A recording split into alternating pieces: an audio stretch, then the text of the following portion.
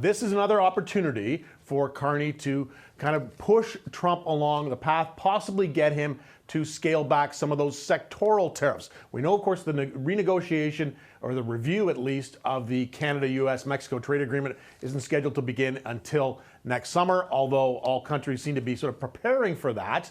But Canada would like to get those tariffs on this certain sectors removed before that process begins. So we're talking here about chiefly the 50% tariffs on Canadian-made steel and aluminum, which have been devastating for those industries. Steel particularly suffering from that. So I think one of the objectives, a possible takeaway of this meeting in Washington at the White House, is that there is some kind of scaling back, maybe a reduction of the tariff rate on Canadian steel. That would be considered a win. So far, people in the Carney government are trying to keep expectations about this meeting low. A lot of suggestion that this could be our big eureka moment, that Carney could go in there and emerge with some kind of deal. And keep in mind, usually when world leaders meet one-on-one, things have been sort of worked out in advance by their staff and their aides. They usually have some kind of a deliverable to show from those meetings that has been pre-agreed to. Doesn't seem like, though, that is the case here in this meeting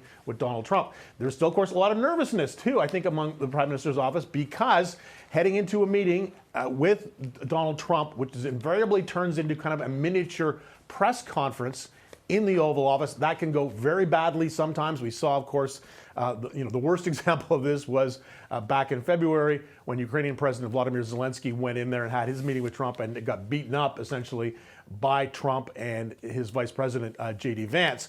Carney back in May did a lot better than that, as I said. But you never know what's going to happen. Trump is unpredictable. You don't know what he's going to say. Of course, you'll be getting a lot of questions also, not just about the relationship with Canada, about domestic issues, including this ongoing discussion about whether or not Hamas will accept this ceasefire suggestion, proposal that Trump has made, and under what terms. So that's something that's going to be very much a live issue, and there will be discussion, I think, also whether or not Canada can play any role if they can get to a ceasefire. Will there be any role for Canadians, Canadian troops even, to kind of perform a peacekeeping role? Same question about Ukraine.